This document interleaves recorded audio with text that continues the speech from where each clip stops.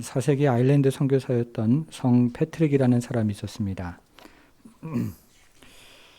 이 패트릭은 어릴 적에 아일랜드 해적에게 납치가 되었다가 6년 만에 기적적으로 탈출했습니다. 이때 패트릭은 꿈속에서 우리를 도와달라는 아일랜드 사람들의 호소를 듣고 12년 동안 철저히 준비를 한 끝에 432년 아일랜드 선교사로 파송이 되었습니다. 이 패트릭은 아일랜드에 대해서 아주 잘 알고 있었기 때문에 아일랜드의 토속 종교와 전통을 존중하면서도 그들이 이해하기 쉬운 방식으로 복음의 진리를 전했습니다. 또 교회를 위계적인 조직이 아니라 평등한 공동체로 운영을 했고 수도원을 통해서 학문을 장려했고 또 여성들의 지위를 향상시켰습니다. 그 결과 그가 아일랜드에서 30년 동안 사역을 하고 죽을 때가 되었을 때 이 아일랜드 전체가 기독교를 믿게 되었습니다. 그래서 오늘날 수많은 선교학자들은 이 패트릭의 사례를 연구하면서 어떻게 한 사람과 또 교회가 이 세상에 영향력을 미칠 수 있을까를 설명을 합니다. 여러분, 그러면 오늘날 교회가 사회를 변화시키는 힘은 어디에서 나올까요? 오늘 본문의 핵심 구절은 5장 8절인데요. 5장 8절을 같이 한번 읽어보겠습니다. 5장 8절을 같이 한번 보겠습니다. 시작. 너희가 전에는 어둠이더니 이제는 주 안에서 빛이라. 빛의 자녀들처럼 행하라. 저는 이것이 해답 중에 하나라고 생각을 합니다. 특별히 오늘날 같이 코로나가 엄중한 상황에서 우리가 빛의 자녀들처럼 행하면 교회가 세상을 이롭게 할 수 있다고 생각을 합니다. 여러분, 그러면 빛의 자녀들처럼 행하는 것은 무엇을 의미할까요? 오늘 본문을 통해서 크게 두 가지를 생각해 보겠습니다. 첫째는 빛의 자녀는 어둠을 버려야 합니다. 자, 3절과 4절이 그 내용인데요. 3절과 4절을 같이 한번 또 읽어보겠습니다. 시작. 음행과 온갖 더러운 것과 탐욕은 너희 중에서 그 이름조차도 부르지 말라. 이는 성도에게 마땅한 방이라. 누추함과 어리석은 말이나 희롱의 말이 마땅치 아니하니 오히려 감사하는 말을 하라. 아멘. 3절에 등장하는 음행, 온갖 더러운 것, 탐욕은 결혼 밖에서 이루어지는 불법적인 성관계를 말합니다. 3절은 음란한 행동을 말하는 것인데요. 주보의 첫째 옆에다가 음란한 행동이라고 적어보겠습니다.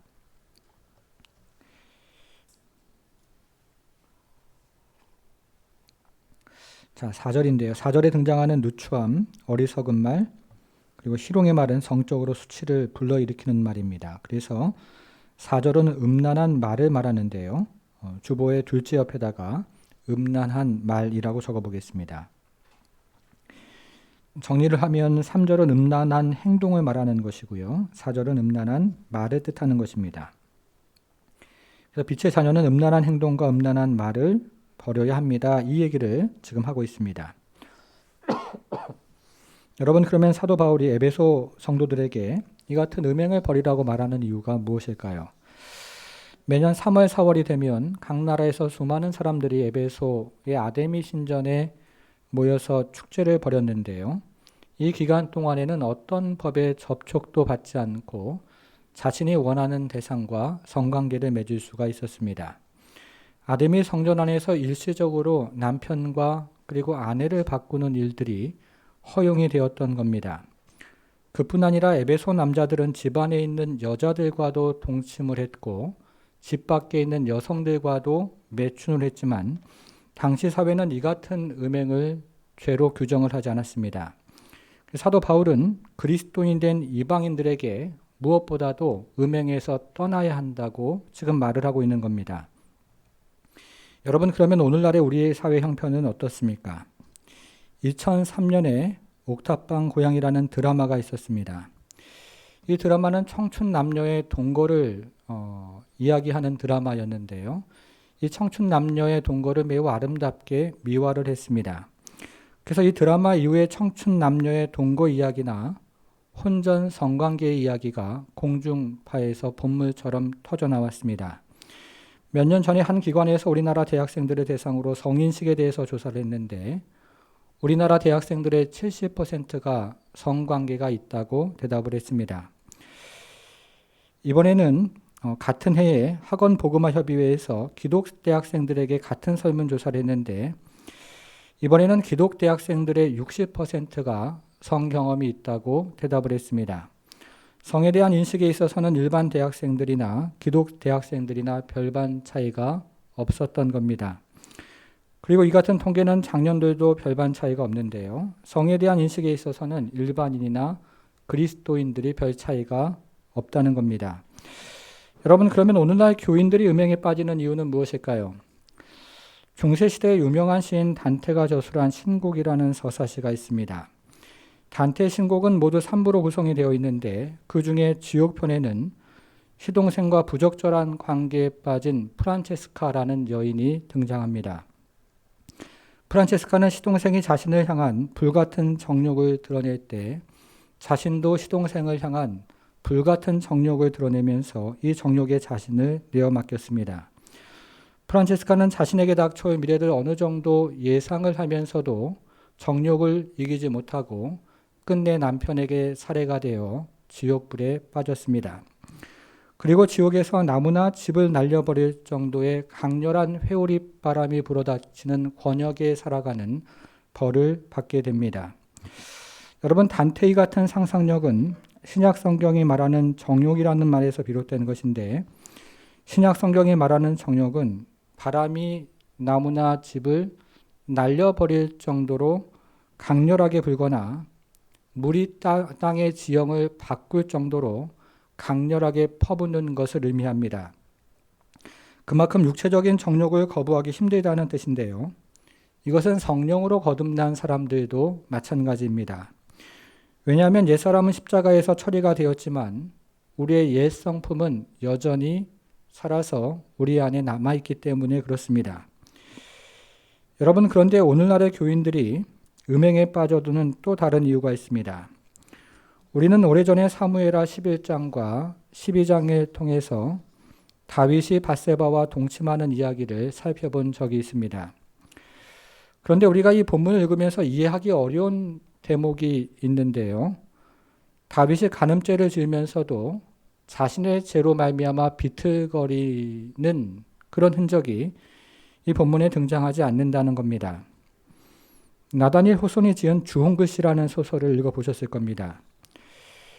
이 소설의 주인공인 청교도 목사 딤즈데일은 이미 남편이 있는 헤스터와 불륜을 저지르는 바람에 7년 동안 죄책감에 시달립니다. 딤즈데일은 자신의 은밀한 죄를 속이려고 7년 동안 끊임없이 속죄의 방법을 찾아냅니다. 이것이 죄를 지은 일반적인 그리스도인들의 반응입니다. 여러분, 그런데 다윗은 그렇지 않았습니다. 다윗은 간음죄를 지으면서도 거의 1년 동안이나 마음에 동요가 없는 것처럼 보였고 회개도 하지 않았습니다. 여러분, 우리는 이것을 어떻게 이해할 수 있을까요? 프랑스의 유명한 철학자 샤르트르가 쓴 존재와 무라는 책이 있습니다. 샤르트르는 이 책에서 인간은 순간순간 자신을 기만하면서 합리화시키는 능력이 있다고 말합니다. 내가 생각하는 나의 모습이 다른 사람이 생각하는 나의 모습보다 더 만족스러우면 인간은 내가 생각하는 나의 모습을 선택합니다. 그러나 다른 사람이 생각하는 나의 모습이 내가 생각하는 나의 모습보다 더 만족스러우면 인간은 다른 사람이 생각하는 나의 모습을 선택한다는 겁니다. 이처럼 인간은 순간순간 자신을 기만하면서 자신을 합리화시키는 능력이 있다고 말합니다. 사무엘하 11장과 12장에 등장하는 다윗이 그랬습니다. 다윗은 자신을 하나님의 백성이라고 생각하지 않고 하나님의 백성 위에 군림하는 왕이라고 생각을 합니다. 그래서 다윗은 하나님 앞에서 죄를 지었다고 생각하지 않고 왕이 마땅히 누릴 특권을 누리고 있다고 생각을 한 겁니다. 하나님의 관점을 버리고 세상의 관점을 취했습니다. 여러분, 그것이 오늘 본문에 등장하는 에베소서 5장 6절 말씀입니다. 에베소서 5장 6절을 좀 보겠습니다. 자, 어떤 말로 시작을 합니까? 누구든지, 그 다음에 헛된 말, 여기 한번 표시를 해보겠습니다. 헛된 말에 표시를 해보겠습니다. 누구든지 헛된 말로 너희를 속이지 못하게 하라. 에베소 성도들이 세상의 헛된 말에 속아서 음란의 행동과 음란의 말을 끊어내지 못했던 것처럼 다윗과 그리고 오늘날의 그리스도인들도 세상의 헛된 말에 속아서 음란한 행동과 음란한 말을 끊어내지 못한다는 뜻입니다. 특별히 우리나라는 지난 2015년에 간통죄가 폐지가 되면서 결혼한 남자와 여자가 결혼 밖에서 갖는 성관계가 죄가 성립되지 않는 나라가 되었습니다. 그래서 그리스도인들도 세상의 헛된 말에 속아서 이와 같이 자신을 합리화시키는 겁니다. 여러분, 그런데 이 같은 헛된 말의 출처는 단지 세상에만 국한되지 않습니다. 종교개혁자 칼뱅은 마귀가 음행에 대해서 그리스도인들을 향하여 다음과 같이 속삭인다고 말을 했습니다. 이건 매우 사소한 잘못이야. 음란은 하나님께 그저 애들 장난일 뿐이야. 은혜 율법에서 하나님은 그렇게 잔인하지 않으셔. 하나님은 우리를 심판하시는 분이 아니라 우리의 본성의 연약함을 이해하는 분이셔. 라고 속삭인다는 겁니다. 그래서 그리스도인들도 이 마귀 헛된 말에 속아서 자신을 합리화시킨다는 겁니다. 성도 여러분, 혹 여러분 중에 세상의 헛된 말과 마귀 헛된 말에 속고 있는 분은 없습니까? 저는 여러분들이 세상이나 마귀 헛된 말에 속지 않고 빛의 자녀들처럼 살아가는 성도가 되기를 주님의 이름으로 축복합니다. 자, 두 번째인데요. 두 번째는 빛의 자녀는 빛으로 행해야 합니다.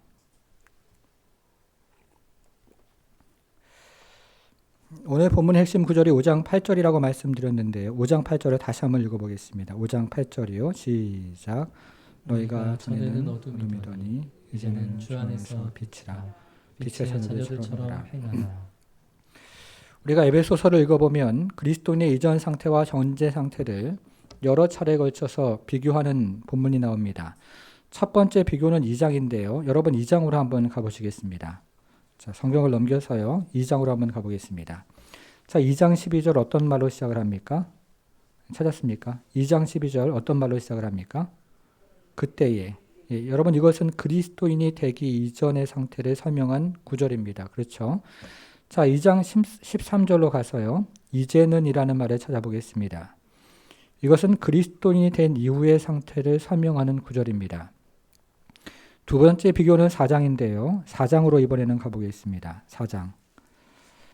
4장 22절에서 옛사람은 그리스도인이 되기 이전의 상태를 설명하는 것이고 4장 24절에서 새사람은 그리스도인이 된 이후의 상태를 설명합니다. 여러분 그러면 옛사람의 특징은 무엇일까요? 우리가 지난 시간에 옛사람의 특징을 세 가지로 살펴보았는데 첫째는 거짓이었고 둘째는 분노였고 세 번째는 도둑질이었습니다. 여러분 그러면 이 같은 옛사람의 특징은 무엇으로부터 비롯된 것일까요? 자, 오늘 본문 5장 8절로 돌아와서요. 5장 8절로 돌아와서 여기서 어둠이라는 말에 표시를 해보겠습니다. 어둠 여기에 표시를 해보겠습니다. 여러분 그런데 이 구절을 다시 한번 보십시오. 우리가 어둠 가운데 있다거나 어둠 가운데 행했다라고 말하지 않고 이전에 어둠이었다고 말합니다. 우리가 이전에 잘못 행했기 때문에 잘못된 존재였던 것이 아니라 잘못된 존재였기 때문에 잘못 행했던 겁니다. 성도 여러분, 그러면 세 사람의 특징은 무엇일까요?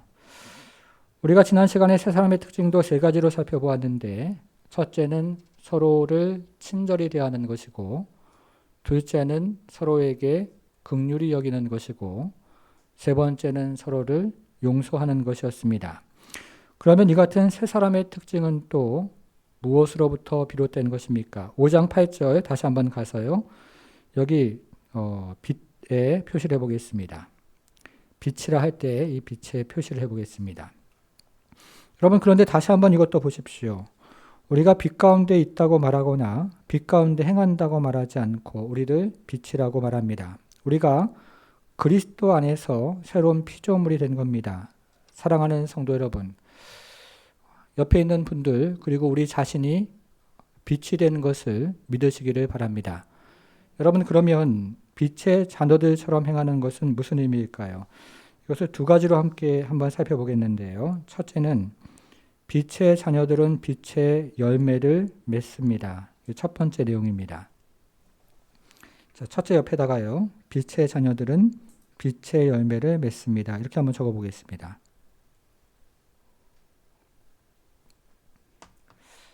자, 9절인데요.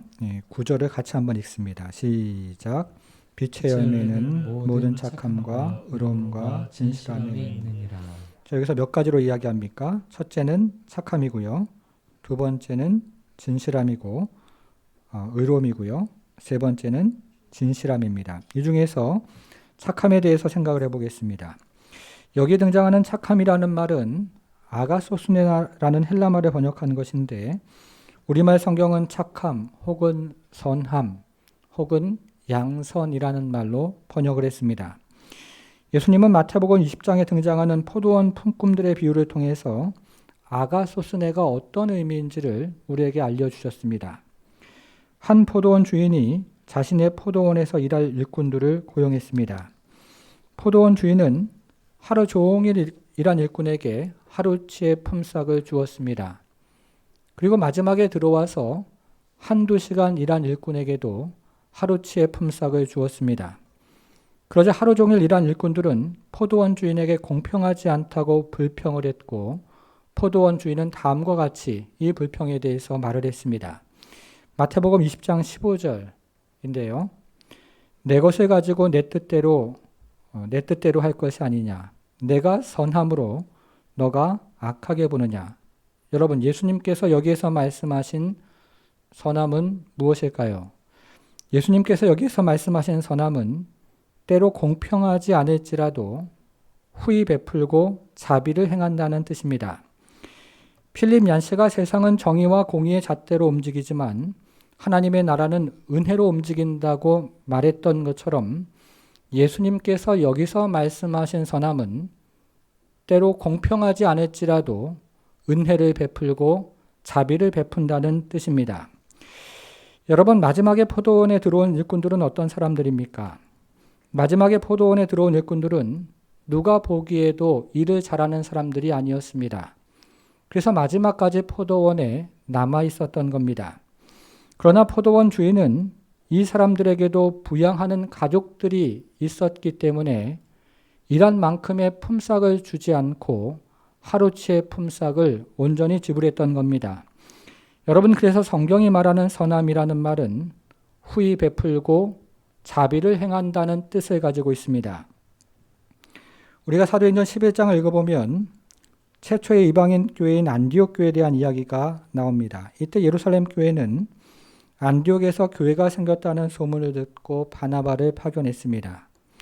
그런데 예루살렘에서 온 유대인이 보기에는 이방인들이 모여서 있는 안디옥 교회가 매우 이상하고 낯설게 보였을 겁니다. 왜냐하면 안디옥 교회의 이방인들은 유대교의 관습을 따르지 않았기 때문에 예배하는 방식도 매우 달랐고 예배하는 내용도 매우 달랐기 때문입니다. 그래서 예루살렘 교회는 바나바를 파송해서 안디옥 교회를 정통교회로 인정할 것인지 아니면 사교 집단으로 취급할 것인지를 조사를 했던 겁니다. 여러분, 그런데 바나바는 예루살렘 교회를 기준 삼아서 안디옥 교회의 예배 방식도 틀렸고 예배의 내용도 틀렸다고 말하지 않았습니다. 오히려 바나바는 하나님의 은총이 사람들 위해 머물러 있는 것을 기뻐하면서 그곳에 머물러 열심히 신앙생활을 하라고 권면을 했습니다.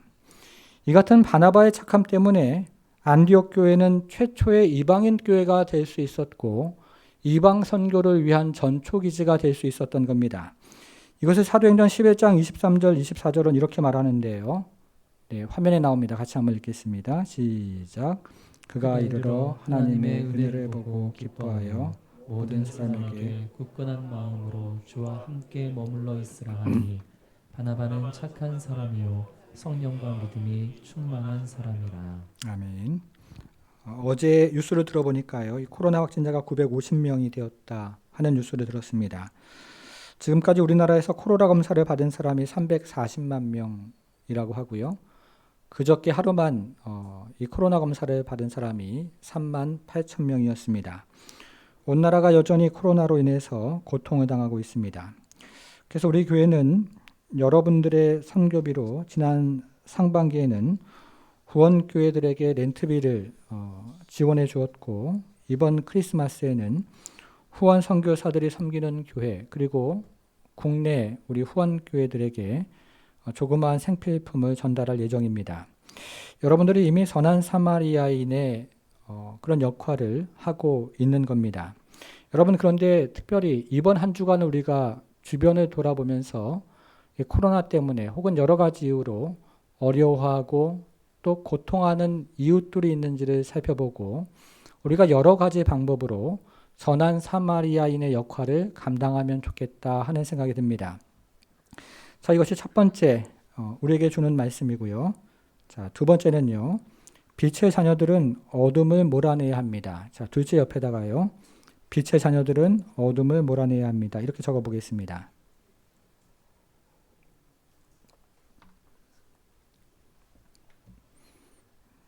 자, 11절인데요. 11절. 너희는 열매 없는 어둠의 일에 참여하지 말고 도리어, 자, 11절 뭐라고 되어 있습니까? 책망하라 이렇게 되어 있죠. 이것은 교회 안에 있는 지체가 죄에 빠져 있을 때 못 본 척하고 그냥 넘어가지 말고 드러내야 한다는 뜻입니다. 여러분, 그런데 오늘날 교회 문화에서 교회 안에 있는 지체가 죄에 빠져 있을 때 못 본 척하고 그냥 지나가는 경우가 대부분인데요. 여기는 몇 가지 이유가 있다고 생각이 들어집니다. 어떤 사람은 형제의 눈 속에 있는 티를 보면서 자신의 눈 속에 있는 들보는 보지 못한다는 예수님의 말씀 때문에 그냥 지나치는 경우가 있습니다. 또 어떤 사람은 형제의 죄를 훈계하다가 모종의 보복이나 안갚음을 당할까봐 그냥 지나가기도 합니다. 또 어떤 사람은 옆에 있는 형제가 죄를 짓던지 말던지 전혀 관심이 없어서 그냥 지나가는 경우도 있습니다. 여러분, 그런데요. 이 구절이 말하는 요점은 우리가 교회 안에 있는 지체들에게 관심을 가져야 한다는 뜻입니다. 교회 안에 있는 지체들에 대해서 책임감을 서로 가지고 있어야 한다는 뜻입니다. 그래서 교회 안에 있는 지체가 죄에 빠져 있을 때 못 본 척하고 그냥 지나가서는 안 된다는 뜻입니다. 여러분, 그러면 우리가 교회 안에 있는 지체들에 대해서 책임감을 가져야 하는 이유가 무엇일까요? 13절 같이 한번 읽겠습니다. 시작. 그러나 책망을 받는 모든 것은 빛으로 말미암아 드러나나니 드러나는 것마다 빛이니라. 제가 언젠가 태국에 있는 아카족 라오족을 방문한 말씀을 드렸습니다. 태국에 있는 아카족 라오족은 태국과 버마, 라오스가 국경을 이루는 골든 트라이앵글 지역에 살고 있는데요. 이 골든 트라이앵글 지역은 세계적으로도 유명한 마약 재배지입니다. 제가 그 마을에 며칠을 머물면서 눈에 들어오는 몇 가지가 있었습니다. 제일 먼저 눈에 들어오는 것은 여인들의 목이었는데요. 이 여인들이 목에 수십 개의 링을 끼고 있어서 이 여인들의 목이 보통 사람의 2~3배보다 길었습니다. 또 눈에 들어오는 것은 사람들의 이빨이었는데요. 사람들이 매일같이 마약을 피워서 사람들의 이빨이 검은색으로 변해 있었습니다. 또 눈에 들어오는 것은 그들이 살고 있는 열악한 환경이었는데 이 마을 사람들은 웅덩이의 물을 식수로 사용을 했습니다. 그래서 마을 사람들의 건강 상태가 매우 안 좋았습니다. 그런데 마침 일행 중에 간호사가 있어서 집집마다 방문을 하면서 필요한 약품을 전달해 주었고 또 필요한 치료를 해 주었습니다. 그 중에서 지금도 기억에 남는 사람이 있는데요. 한 젊은 청년의 종아리가 완전히 곪아서 다리가 썩어 들어가고 있었습니다. 그래서 간호사가 그 젊은 청년의 종아리를 칼로 째어 고름을 다 빼내고 그 위에다가 소독을 하고 붕대를 감아 주었습니다. 나중에 이야기를 들어보니까 그때 치료를 받지 못했다면 다리를 잘라낼 수도 있는 상황이었습니다. 성도 여러분, 만일에 여러분들의 손가락이 썩어가고 있는데 발이 모른 척을 한다면 어떻게 될까요? 손가락이 썩어가면 발이 병원에 데려가서 고치면 되는데 발이 모른 척을 하면 손가락을 절단해야 되는 상황이 됩니다. 이것은 교회도 마찬가지입니다. 그래서 교회 안의 지체가 죄에 빠질 때 그 지체의 죄를 회개하고 바로 잡아주기 위해서 죄를 드러내야 한다라고 오늘 본문은 말하고 있는 겁니다. 사랑하는 성도 여러분, 우리가 한 공동체인 것을 그리고 한 지체인 것을 깨닫고 사랑으로 서로를 권면하는 그런 성도가 되기를 주님의 이름으로 축복합니다. 자, 이제 오늘 본문의 마지막 구절인 14절을 가지고 적용을 한번 해보겠습니다. 마지막 구절 14절인데요. 같이 한번 읽겠습니다. 시작. 그러므로 이르시기를 잠자는 자여 깨어서 죽은 자들 가운데서 일어나라. 그리스도께서 너에게 비추이시리라 하셨느니라. 아멘. 여러분, 이것은 나태함에서 깨어나라 이런 뜻인데요. 고신대 신원화 교수는 나태함에 대해서 이렇게 설명을 했습니다.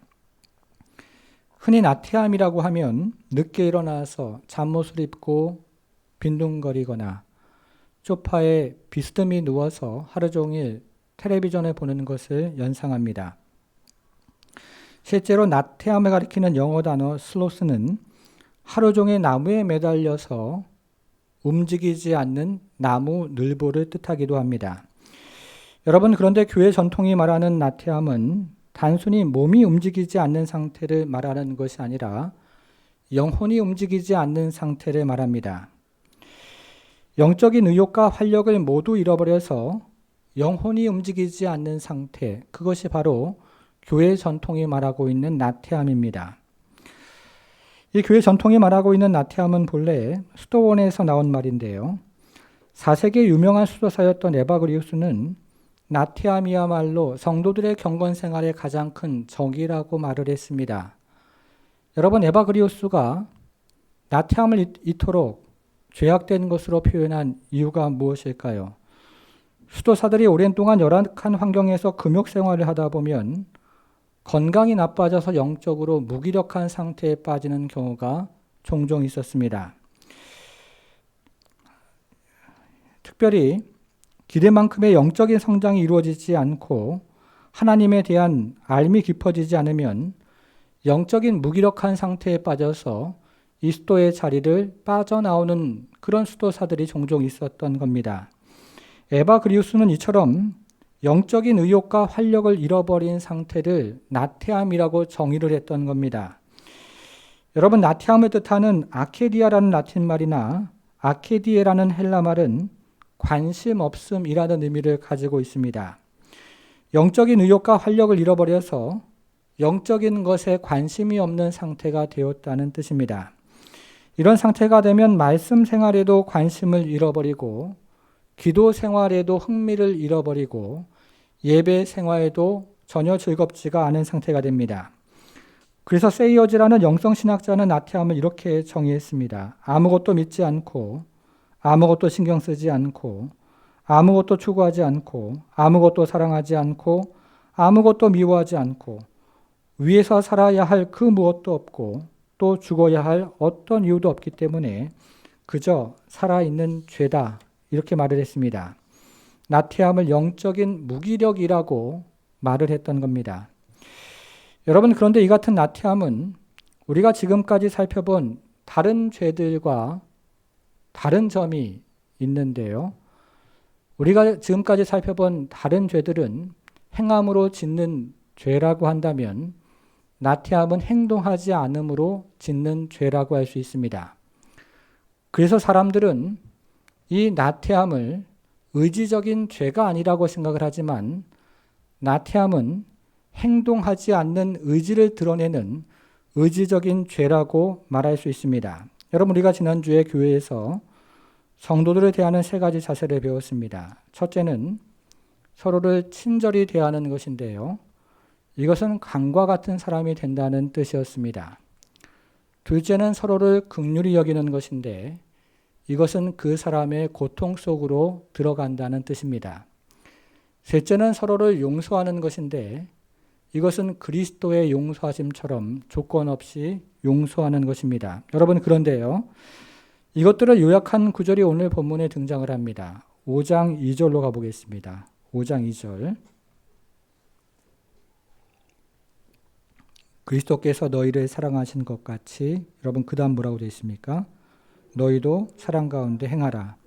바로 이렇게 요약을 한 것입니다. 성도 여러분, 그러면 우리는 언제 사랑할 수 있을까요? 우리는 영적인 의욕과 활력이 있을 때 서로를 사랑할 수 있습니다. 그런데 우리가 영적인 의욕과 활력을 잃어버려서 하나님을 사랑하지도 않고 이웃도 사랑하지 않는다면 그것이야말로 성경이 말하는 심각한 죄입니다. 예수님은 그리스도의 가장 큰 계명을 하나님 사랑과 이웃 사랑이라고 말씀하셨는데 우리가 영적인 활력과 의욕을 모두 잃어버려서 하나님 사랑과 이웃 사랑을 하지 않는다면 그것이야말로 심각한 죄에 해당합니다. 그래서 토마스 아퀴나스는 나티함이야말로 사랑을 거스르는 대죄다 이렇게 말을 했습니다. 성도 여러분, 여러분 중에 혹 코로나19를 핑계 삼아 이 같은 영적인 나티함에 빠진 분은 없습니까? 그래서 말씀 생활 미루고 기도 생활 미루고 예배 생활 미루어서 영적인 활력과 기력을 모두 상실한 분은 안 계십니까? 여러분, 우리가 오늘 일을 내일로 미루고 내일 일을 모레로 미루는 것이 익숙해지고 반복이 되면 때로 치명적인 결과를 맞이합니다. 이런 이야기가 있습니다.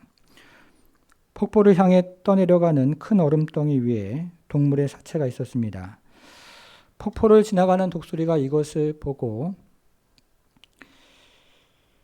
그 얼음덩어리가 폭포에 떨어지기 직전에 날아오르겠다 하는 마음을 먹고 얼음덩어리 위에 앉아서 사체를 쪼아먹기 시작했습니다. 이제 독수리는 얼음덩이가 폭포에 떨어지기 직전에 날아오르려고 했는데 독수리의 발바닥이 그만 이 얼음에 딱 달라붙어서 결국 독수리가 얼음덩이와 함께 폭포로 떨어지고 말았습니다. 미루고 또 미루다가 비참한 최후를 맞이한 겁니다.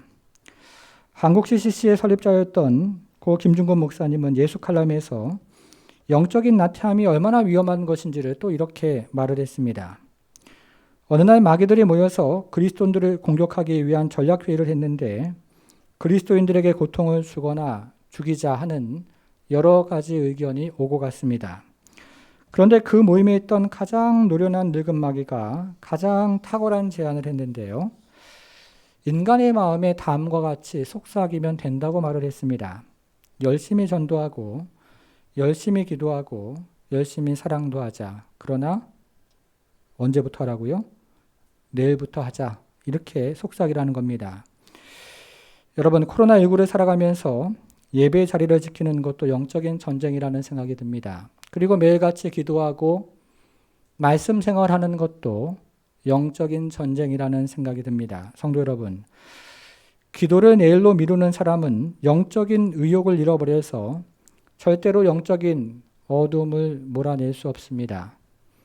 말씀을 내일로 미루는 사람도 영적인 활력을 상실해서 절대로 빛의 자녀로 살아갈 수가 없는 겁니다.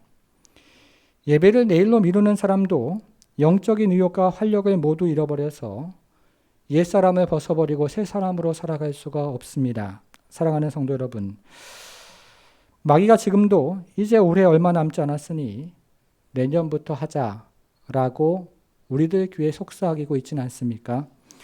저는 여러분들 모두가 영적인 생활을 내일로 미루지 말고 오늘부터 그리고 지금부터 다시 회복함으로 마귀의 관계를 능히 물리치는 영적인 용사로 살아가기를 주님의 이름으로 축복합니다. 같이 기도하겠습니다.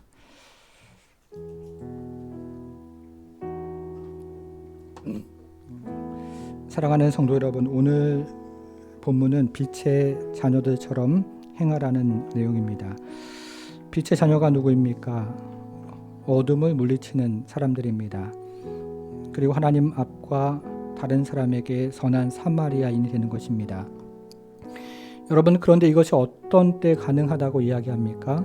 영적인 나태함에 빠져 있지 않을 때, 영적인 강건함이 있을 때 우리는 어둠을 물리치는 빛의 능력을 경험할 수 있고, 그리고 선한 사마리아인이 되어서 이웃을 도울 수 있는 그런 빛의 자녀들처럼 살아갈 수 있다고 말하는 겁니다. 사랑하는 성도 여러분, 코로나19의 상황이 여전히 진행되고 있고 또 우리의 경제활동과 또 여러 가지 것들이 제약을 받으면서 혹 이 땅의 교회가 그리고 우리 교회가 우리의 성도가 영적으로 힘을 잃어가고 있는 그런 영적인 침륜에 빠져가고 있는 것은 아닙니까?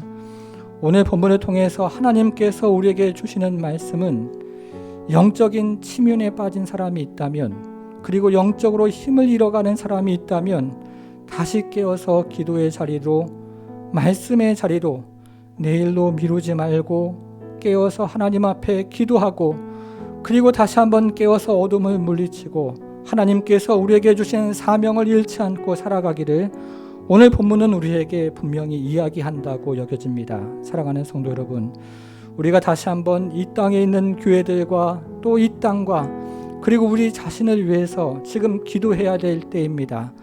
주의 말씀을 생명으로 삼고, 그리고 주의 기도를 우리의 육체의 양식으로 삼아서 참으로 기도에 물러섬이 없는 성도들, 그런 교회가 될 수 있도록 이 땅의 어두움을 밝히고, 그리고 이 땅의 교회를 밝히는 그런 성도로, 그런 그리스도인으로 살아갈 수 있도록 오늘 본문은 우리에게 두드리고 또 두드리는 것입니다. 사랑하는 성도 여러분, 저는 이것이 여호와의 소리라고 믿고 있는데, 우리가 다시 한번 이 말씀을 부여잡고 간절한 마음으로 주 앞에 메어 달리며 기도하기를 원합니다.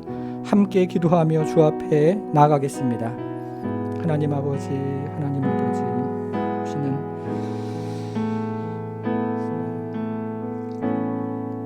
우리가 부여잡고 주 앞에 나아갑니다. 주님, 우리 안에 있는 어둠을 하나님 아버지 몰아내는 힘과 능력을 주님 허락하여 주시고, 우리가 선한 사마리아인처럼 살아가고자 하지만 영적인 힘을 잃어버리고 하나님 아버지 참으로 영적인 활력과 의욕을 잃어버리지 않도록 주여 도와주시기를 기도하오니, 하나님 아버지 은혜를 베풀어 주시고 하나님 아버지 역사를 베풀어 주셔서 우리에게 하나님 아버지 참으로 이 어둠이 짙고 짙은 세상 가운데 빛을 하나님 아버지 바라며 주 앞에 하나님 아버지 성령의 충만을 구하며 나아가는 성도들 될 수 있도록 우리 하나님 은혜를 베풀어 주시기를 기도하고 또 기도하며 또 하나님 앞에 나아가기 원합니다. 하나님 아버지 참으로 기도의 자리를 물러서지 않는 성도들 될 수 있도록 하나님 은혜를 베풀어 주옵소서.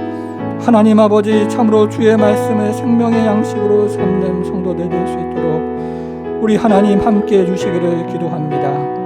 하나님 아버지 땅의 교회들을 주님께서 다시 한번 일으켜 세워 주옵소서. 하나님 아버지 영적인 하나님 아버지 힘을 잃어가고 있는 이 땅의 교회들과 영적인 힘을 잃어가고 있는 이 땅의 성도들을 주님께서 다시 한번 일으켜 세워 주셔서 하나님 아버지 말씀의 힘과 능력을 경험할 수 있도록 하나님 도와주시고, 하나님 아버지 참으로 여호와의 소리를 듣고 다시 한번 일어나서 두 손을 들고 이 땅을 위해 중보하며 두 팔을 벌려 이 땅을 껴안고 기도하는 하나님의 사람들이 일어날 수 있도록 하나님 역사해 주시기를 기도합니다. 하나님 아버지 참으로 주의 말씀을 생명의 양식으로 삼는 성도들, 하나님 아버지 주 앞에 기도하는 것을 참으로 생명의 호흡으로 삼는 성도들이 일어날 수 있도록 주여 은혜를 베풀어 주시기를 기도하오니, 하나님 아버지 이 땅을 불쌍히 여겨주시고 땅을 하나님 살리셔서 주의 은혜와 주의 도우심으로 다시 한번 깨어 기도하는 성도들 될 수 있도록 우리 하나님 은혜를 베풀어 주시기를 기도하옵나이다. 하나님 아버지 참으로 세상의 소리에 지쳐있는 성도들이 있습니까? 하나님 아버지 참으로 악귀의 소리에 하나님 아버지 참으로 넘어져 있는 성도가 있습니까? 하나님 낙심하고 절망하는 자리에서 일어날 수 있도록 주여 도와주시고 주의 음성을 듣고 다시 한번 깨어 기도하는 은혜가 있도록 하나님 도우셔서 하나님 아버지 땅을 살아가는 성도들이 주 안에서 다시 한번 힘과 능력을 경험할 수 있도록 우리 하나님 은혜를 베풀어 주시기를 기도하옵나이다. 하나님 아버지 성령의 충만함을 베풀어 주시고 성령의 강건함을 덧입어서 전신갑주를 입고 주 앞에 나아가는 성도들 될 수 있도록 주여 도와주시고, 하나님 아버지 참으로 주의 말씀을 양식 삼고 주의 하나님 아버지 기도를 은혜 삼아 주 앞에 강건하게 하나님 아버지 세워지는 이 땅의 교회 성도들 될 수 있도록 우리 하나님 함께해 주옵소서.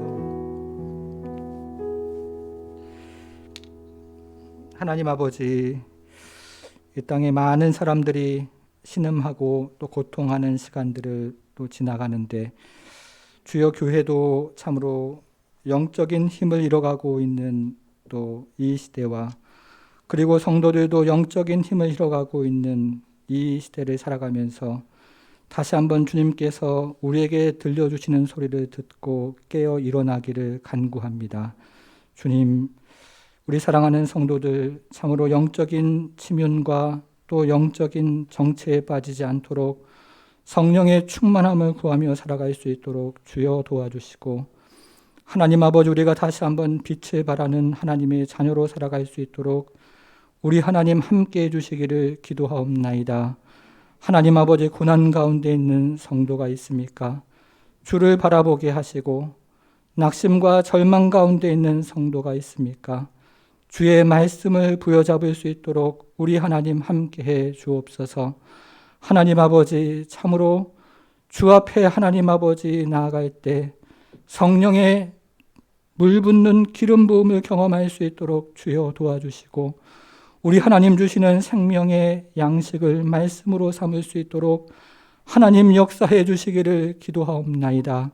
하나님 아버지, 예배를 생명처럼 소중히 여기는 성도들이 다시 불의듯 일어날 수 있도록 주여 도와주시고, 교회가 힘을 잃어가고 성도가 영적인 힘을 잃어가는 이 어두운 상황 가운데 영적인 분별력을 가지고 주 앞에 서서 깨어 기도하며 말씀을 가지고 여호와의 소리를 듣고 주 앞에 벌떡 일어서는 성도, 교회가 나타날 수 있도록 우리 하나님 함께 해주시기를 기도하옵나이다. 하나님 아버지, 이곳에 있는 모든 성도들에게 성령의 충만함을 더딥혀 주옵소서. 성령의 기름 부음이 물일 듯 하나님 부어질 수 있도록 주여 도와주시고, 하나님 아버지, 참으로 생명이 없어 죽어가는 탄식의 소리와 그리고 하나님 아버지, 영혼의 생명이 없어 죽어가는 탄식의 소리가 우리 귓가에 들려오는 것들을 외면하지 않는 성도들, 교회가 될 수 있도록 우리 하나님 역사해 주시기를 기도하옵나이다. 다시 한번 자녀들을 향해 무릎을 세우는 성도들 될 수 있도록 주여 도와주시고, 이 땅의 교회와 이 땅을 향해서 다시 한번 하나님 아버지 일어서서 주를 바라보는 성도들 될 수 있도록 하나님 함께해 주옵소서. 그래서 이 땅의 어둠을 물리치는 강한 용사로 설 수 있도록 하나님 도와주시고, 이 땅에 하나님 아버지 오직 그리스도의 복음이 편만히 하나님 덮고 하나님의 말씀이 강히 하나님 아버지 세상을 덮는 것 같이 주의 말씀이 온 세상을 덮는 것들을 꿈꾸며 기도하는 교회의 성도가 될 수 있도록 우리 하나님 함께해 주옵소서. 하나님, 그래서 우리는 오직 주의 말씀에 순종하며 나아가는 그런 선한 사마리아인들이 될 수 있도록 주여 도와주시고, 빛과 소금의 역할을 감당하는 성도가 되어서 이 땅에 주의 말씀이 하나님 흘러넘치고 주의 영광이 차고 넘치는 것들을 경험하며 주 앞에 나갈 수 있도록 우리 하나님 함께해 주옵소서. 이 땅에 연약한 하나님 교회들과 성도들을 주님께서 기억하여 주시고 주의 말씀으로 붙잡아 주시며 주의 성령으로 붙잡아 주셔서 다시 한번 일어나 깨어 기도하며 주 앞에 간구하며 주의 말씀을 생명의 양식으로 삼아서 참으로 하나님 앞에 강한 군사로 쓰임받는 교회와 우리의 모든 성도들 될 수 있도록 우리 하나님 함께해 주옵소서. 감사드리며 예수님의 이름으로 기도하옵나이다. 아멘.